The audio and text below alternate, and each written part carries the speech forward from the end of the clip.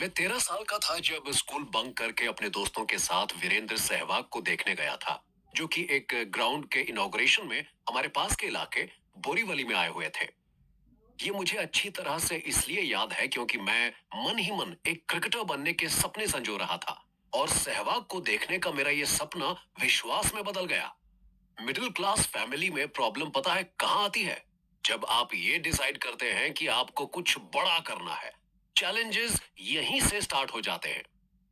रोहित आगे कहते हैं, मेरा क्रिकेट में बहुत इंटरेस्ट था, लेकिन फैमिली के पास उतने पैसे नहीं थे कि बड़ी एकेडमी में एडमिशन मिल सके।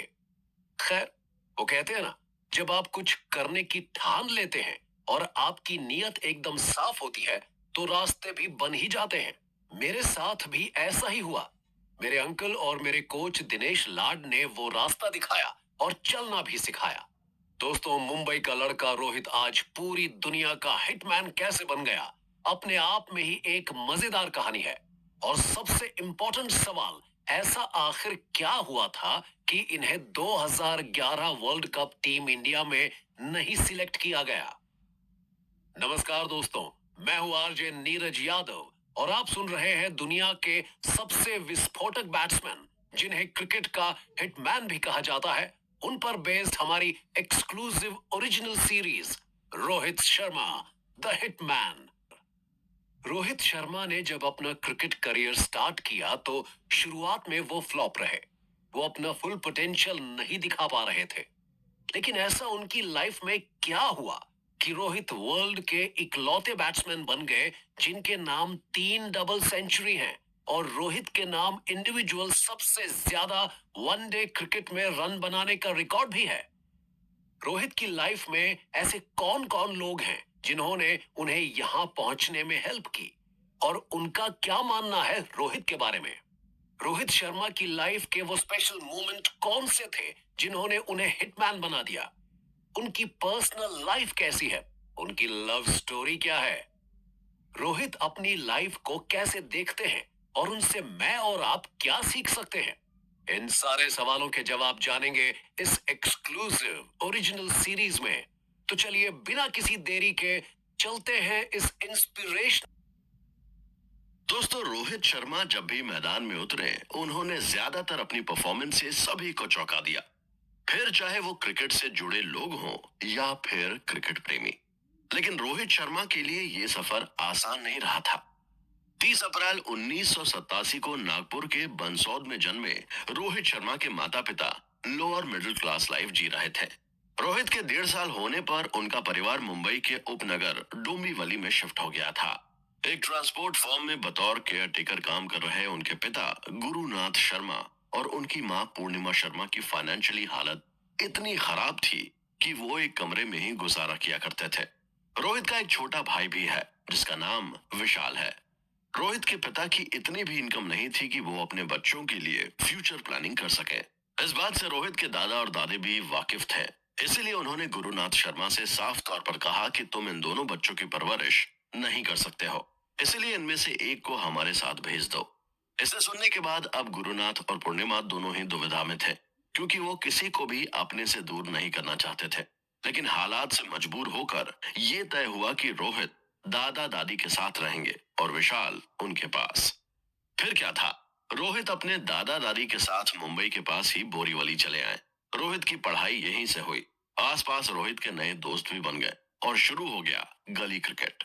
रोहित जैसे जैसे बड़े होते गए, गलियों में दोस्तों के साथ क्रिकेट खेलना एक आदत सी बन गई। और बच्चों के लिए तो ये खेल बस एक खेल ही था, लेकिन रोहित को इस खेल में जो सुकून मिलता था वो किसी और चीज में नहीं मिलता था। वो हर पल मैच खेलने के लिए बेताब रहते थे। धूप और बारिश का उन पर कोई असर नहीं पड़ता था। हालांकि तब रोहित को इस बात का बिल्कुल भी अंदाजा नहीं था कि आगे चलकर वो इसमें अपना करियर भी बना सकते हैं। लेकिन जिस माहौल में वो रह रहे थे, वहां से अपने सपनों को हकीकत के लिए बुनना बहुत मुश्किल होता है। रोहित हफ्ते में एक दिन अपने माता पिता से मिलने के लिए डोंबिवली चले जाते थे। रोहित थोड़े समझदार हुए तो मन ही मन तय कर बैठे कि अंतर्राष्ट्रीय क्रिकेट का मैदान ही उनका गोल है। फिर हिम्मत बांधकर उन्होंने दादा दादी से अपने मन की बात शेयर तो कर दी, लेकिन ये बात वो भी जानते थे कि उनके पास भी इतने पैसे नहीं थे कि रोहित को किसी स्पोर्ट्स एकेडमी में भेज सकें। क्रिकेट में करियर बनाना रोहित के लिए नामुमकिन सा था, क्योंकि पढ़ाई के साथ साथ क्रिकेट की कोचिंग के लिए रोहित के पास पैसे नहीं थे।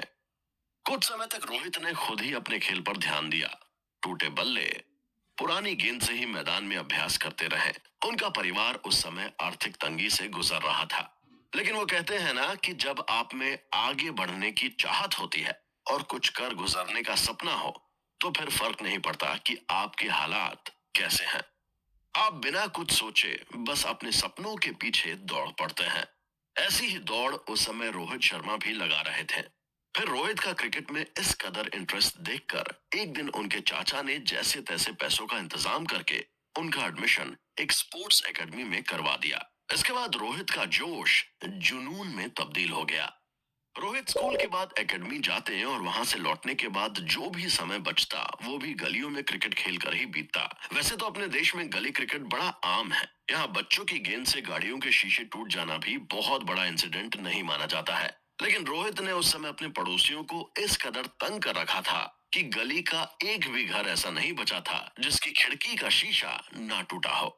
एक बार तो पड़ोसियों ने तंग आकर पुलिस तक को बुलवा लिया था। उस समय रोहित काफी डर गए थे। हालांकि पुलिस वालों ने रोहित को डांटा और वार्निंग देकर चले गए, जिसके बाद फिर कुछ दिनों के लिए तो उनका गली क्रिकेट बंद हो गया। लेकिन जैसे ही एक महीना बीता तो फिर से पुराना सिलसिला शुरू हो गया। और अब तो स्पोर्ट्स एकेडमी में एडमिशन हो जाने के बाद से अक्सर टूर्नामेंट ऑर्गेनाइज करवाए जाते थे, जिनमें अलग अलग एकेडमी या फिर स्कूल के बच्चे खेलने के लिए आया करते थे। एक बार की बात है जब इसी तरह के एक टूर्नामेंट में उस समय के जाने माने कोच दिनेश लाड ने रोहित को खेलते हुए देखा। रोहित उस समय गजब की गेंदबाजी कर रहे थे। जी हाँ दोस्तों, बल्लेबाजी नहीं, गेंदबाजी। दरअसल बहुत कम लोग इस बात को जानते हैं कि रोहित अपने करियर के शुरुआती दिनों में ऑफ स्पिनर हुआ करते थे। दिनेश लाड ने यह नोटिस किया कि रोहित अपनी उम्र से अधिक मेच्योरिटी के साथ क्रिकेट खेल रहे थे।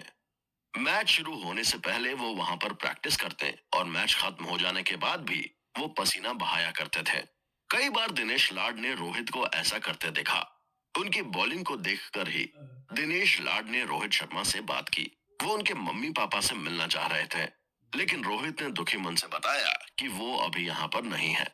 खैर, इसके बाद उन्होंने रोहित से पूछा कि तुम मैच के पहले और बाद में पसीना क्यों बहाते हो, जबकि ये तो रोज का खेल है। तब रोहित ने बताया कि घर जाकर खेलने के लिए उनके पास ना तो कोई अच्छी जगह है और ना ही अच्छी क्रिकेट किट। तो दोस्तों, उनके इस जुनून को देखते हुए दिनेश लाड रोहित के दादा दादी के पास गए और उनसे बात की। उन्होंने कहा कि रोहित में काफी हुनर है, आप उसका admission Swami Vivekananda international school में करवा दीजिए। लेकिन बात फिर पैसे पर आकर अटक गई। उन लोगों के पास इतना पैसा नहीं था कि रोहित का वहां पर एडमिशन करवाया जा सके। इस पर दिनेश लाड ने कॉलेज एडमिनिस्ट्रेशन से बात करके रोहित को स्कॉलरशिप दिलवा दी, जिसके चलते रोहित वहां पर बिना फीस के पढ़ने लगे और क्रिकेट भी सीखने लगे। मैच दर मैच रोहित अच्छा प्रदर्शन कर रहे थे। डिस्ट्रिक्ट में लगभग सभी स्कूलों में रोहित के खेल के बारे में लोग जानने लगे थे। रोहित एक अच्छे ऑफ स्पिनर थे। बल्लेबाज के चेहरे को पढ़ना उन्होंने काफी कम उम्र में सीख लिया था। तो मैचों का सिलसिला ऐसे ही चल रहा था कि तभी एक बार एक मैच में कोच दिनेश लाड की टीम हार की कगार पर थी। टीम को काफी रनों की जरूरत थी। 7 विकेट गिर चुके थे। रोहित 8वें नंबर पर बल्लेबाजी करने उतरे तो किसी को अंदाजा नहीं था कि एक ऑफ स्पिनर उस तरह से शॉट मार सकता था जिस तरह की उम्मीद ओपनर बल्लेबाजों से की जाती है। देखते ही देखते रोहित ने मैच ही पलट दिया। दोस्तों, ये पहली बार था जब दिनेश लाड ने रोहित को एक बल्लेबाज के तौर पर देखा था।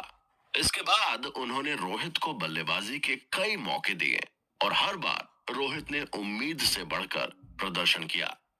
एक समय वो भी आया जब रोहित स्कूल के ओपनिंग बल्लेबाज बन गए। ये सब देखने के बाद दिनेश लाड ने रोहित को सलाह दी कि वो गेंदबाजी की जगह बल्लेबाजी में अपना करियर बनाने की दिशा में काम करते रहे। रोहित ने अपने कोच की बात को समझा और वो बल्लेबाजी में मेहनत करने लग गए। कुछ ही दिनों में रोहित को यह भी समझ में आ गया था कि वाकई वो बल्लेबाजी के लिए ही बने हैं। उनके बल्ले से निकलने वाले शॉट्स की बदौलत स्कूल को काफी अच्छा रिस्पांस मिल रहा था। एक समय वो भी आया जब बोरीवली में क्रिकेट प्रेमी रोहित को डॉन ऑफ बोरीवली कहने लगे। लगातार अच्छे प्रदर्शन के बाद आखिरकार वो समय भी आ गया जब हैरिस शील्ड क्रिकेट टूर्नामेंट में रोहित शर्मा को बतौर ओपनर भेजा गया, जहां उन्होंने डेब्यू मैच में ही शतक जड़ दिया। ये पहला वाकया था जब रोहित ने अपने मुकाम को हासिल करने के लिए पहला कदम बढ़ाया था, क्योंकि इसी के बाद से रोहित कई ऐसे लोगों की नजर में आ गए थे जो उनके आगे के रास्ते को आसान बना सकते थे। तो आगे ऐसा क्या हुआ और कौन थे वो लोग, जानेंगे हम अपने अगले एपिसोड में। तो दोस्तों, बने रहिए इस रोचक और बड़े ही इंटरेस्टिंग ऑडियो सीरीज में। सुनते रहिए।